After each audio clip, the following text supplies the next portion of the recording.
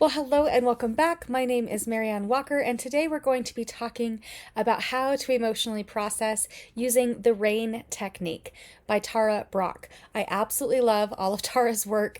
She is an amazing author and presenter. I highly encourage you to go and follow her. And I also kind of love that as I'm recording this, it is currently raining. So let's talk about the RAIN technique and how we can use it to emotionally process.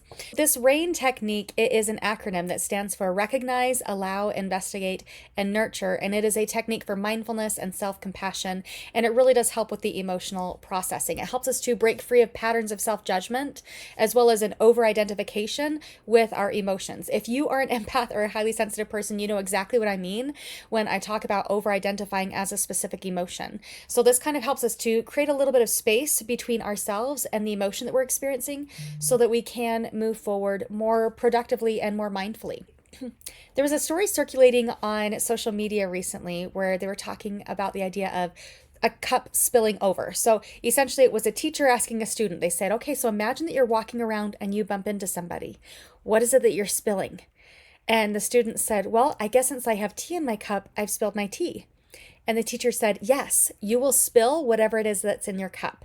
So if you have coffee in your cup, you'll spill coffee. If you have juice in your cup, you'll spill juice. But whatever is in your cup is what's going to spill when you get rattled. And likewise, when you get rattled in life, whatever it is that you are carrying, that's what's going to spill over. So if you are carrying anger, anger will come out. If you're carrying forgiveness, forgiveness will be what comes out. If you're carrying humor, humor will be what comes out. Whatever it is that you are carrying is what is going to spill out into the world when you get jostled. So I want you to notice for a moment what your own reactions are. What are your patterns of reaction? Because guess what? You can change your patterns. I remember when I had really young kids, I was very reactive. So when I would hear a big crash, my first thought was, what have you done? What did you do? And I had to be very mindful about, okay, what is that going to be creating for my child? Because if somebody yelled that out at me all of a sudden, I would be experiencing fear and anxiety and a desire to hide. And so I had to work to consciously change my own default settings. So I worked really hard to now make it so when I hear a crash, my first question is, are you okay? And then I follow it up with, okay, what do we need to do to fix the problem? It's a very different approach than what have you done? It creates a very different emotional response. So sometimes we do have our default settings where we are going to be allowing things to spill out into the world that we don't necessarily want to consciously be putting out. But as we notice and observe what our default settings are, as we notice and observe what our natural reactions are, then we can consciously change them into something that is more supportive for the lives that we want to create, as well as for the relationships that we want to create with those around us. So not only can rain help with that, but it also helps us to build up our own personal emotional resilience. It helps us to build up our own self-awareness, and it supports healing by replacing criticism with compassion.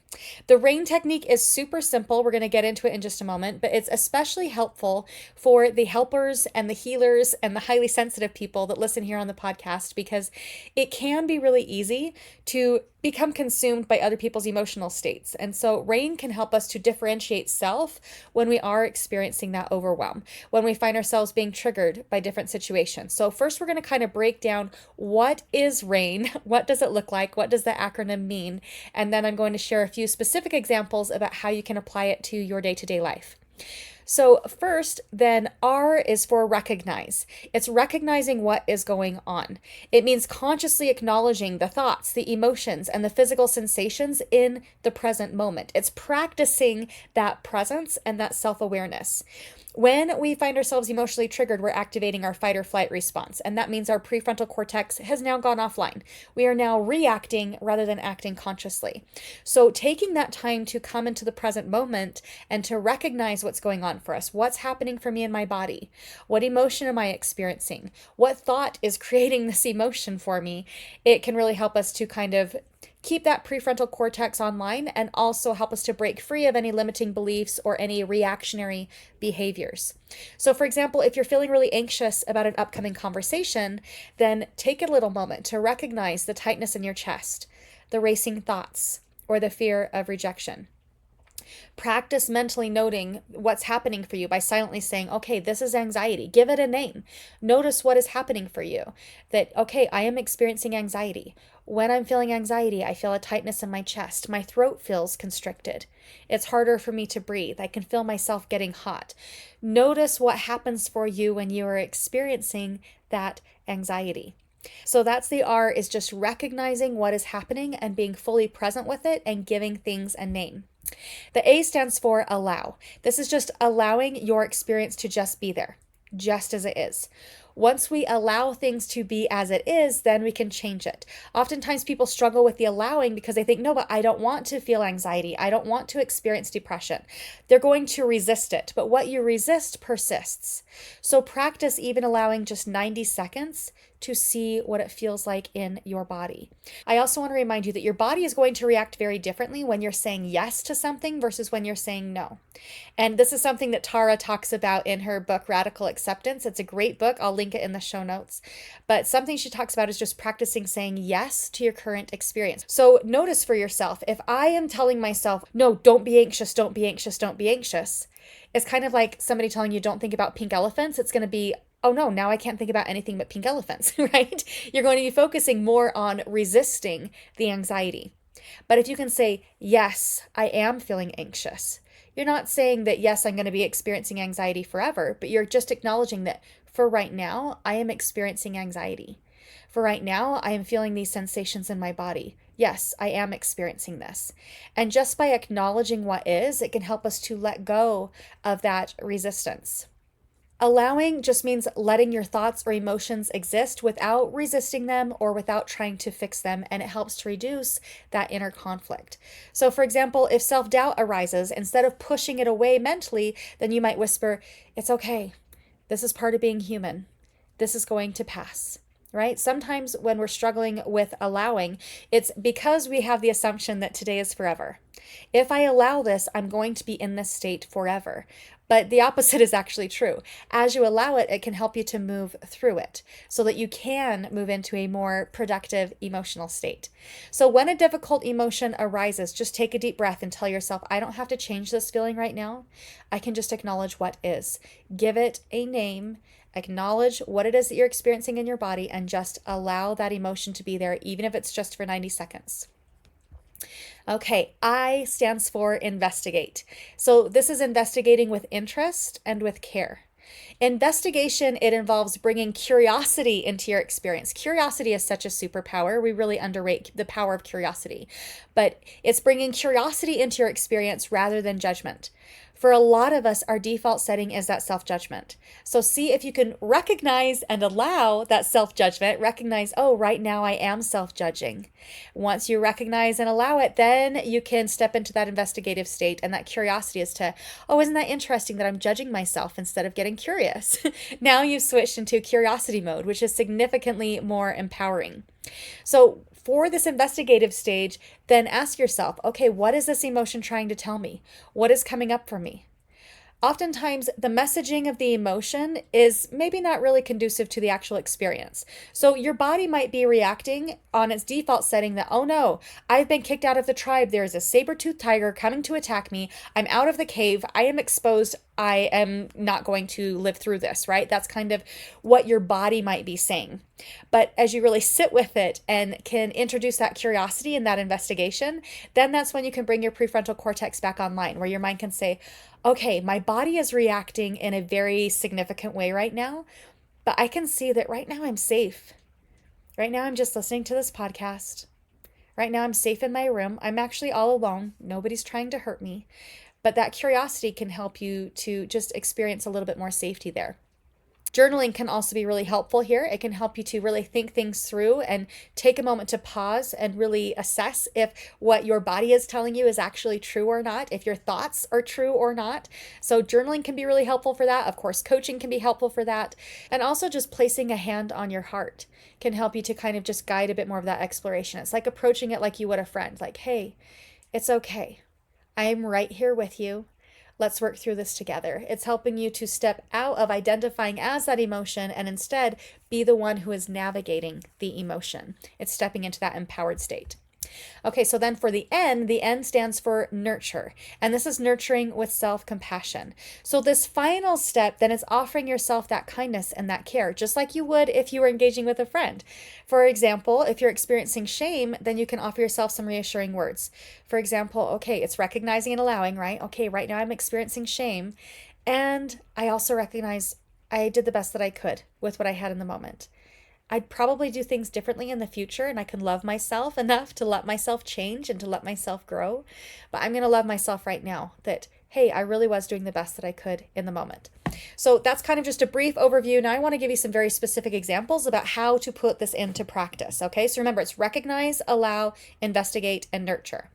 So for this first example, let's imagine that you're feeling overwhelmed by someone else's emotions. So maybe you're just witnessing someone's emotional reaction, and so you're having a reaction to it, or maybe you're an empath and you're literally feeling it. But first, we're going to recognize, right? Notice that you're feeling heavy or drained or emotionally charged after being around someone who is venting or who is upset. Then allow it. Instead of suppressing your feelings or immediately trying to fix the other person's emotion, just allow yourself to acknowledge that this is a lot for me right now. I understand that they're going through a lot, and because I feel things so deeply, I can also acknowledge that this is a lot for me to navigate right now. Then you're going to investigate. Ask yourself, is this emotion mine? Or have I absorbed somebody else's feelings? Is this that I need to learn how to emotionally process when somebody is upset because I feel a responsibility to fix it? What is it that's coming up for me? Take that time to really investigate what is going on. Maybe you're noticing, okay, well, where is it that I'm holding this in my body? Maybe you're noticing that you're carrying a lot in your shoulders or in your stomach, but kind of just use this as a curiosity space where you can get curious about what is coming up for me. And then slide into that end for that nurture. Offer yourself the comfort by setting a boundary, by engaging in self-care. You might say, it's okay for me to step away for a moment so that I can recharge, so I can show up as a better friend, as a better partner right now. And then you may want to follow up with a little bit more nurturing. So maybe you're doing some grounding practices or taking a deep breath or visualization. But through that investigation, you can figure out what is it that I need right now so I can show up as my best self. All right, example number 2. You're struggling to say no without guilt. Okay, this is so many of you, so listen up. So first of all, recognize what's coming up for you. Observe the tightness in your chest or the anxious thoughts that are running through your mind when you're asked to do something that you really don't want to do. Then allow it. Instead of immediately agreeing out of guilt, pause for a moment and just acknowledge that, okay, well, I feel really torn right now because I don't want to disappoint other people, but I also don't want to disappoint myself by taking on more than I can handle right now. Just allow yourself to feel that. Then investigate. Ask yourself, what am I afraid will happen if I say no right now? By asking that question, you might uncover a deep-seated fear of rejection or not being liked, but take that time to really investigate what is underneath this right now. And then nurture. Remind yourself that saying no, it doesn't make me an unkind person. My needs are valid too, and my wants matter too. My energy level matters too. And you might even just place your hand on your heart as you say that and remind yourself that, no, I deserve to honor my own energy. My energy is important too. Okay? All right, example number 3, dealing with criticism or feeling unappreciated. Again, you're going to recognize. Notice that sinking feeling in your stomach or the self-critical thoughts that arise when someone criticizes you or overlooks your efforts. Then just allow it to be there. Instead of pushing away that discomfort, acknowledge it. Acknowledge that this hurts and it's okay that it hurts right now. This is part of the human experience. Oftentimes when we're feeling like we're being criticized or that we're being unappreciated, we want to trick ourselves into thinking, I shouldn't experience those feelings, right? But sometimes we want to feel those feelings. Those feelings can be very productive, actually, because they help us to recognize, okay, I am feeling unappreciated right now. I am feeling criticized right now. And we can use that as information as we step into that investigative stage to recognize, okay, what is it that I need right now? Do I need to set a boundary? So you might ask yourself, okay, why is this affecting me so much? Am I seeking external validation to feel worthy? And you might discover that there's some old wounds showing up there. You might discover that, okay, well, actually, this person is being quite rude. I do want to state a boundary there. But just allowing yourself to feel those emotions rather than judging them can help you to step into that investigative energy. And then nurture yourself. Offer yourself that kindness. Remind yourself that I am enough. Even if other people don't see my value, I am enough. You may want to even engage in self-soothing actions, like maybe journaling or listening to a favorite song that uplifts you. But take some time to nurture yourself and to give yourself that internal validation that I am enough, I am worthy.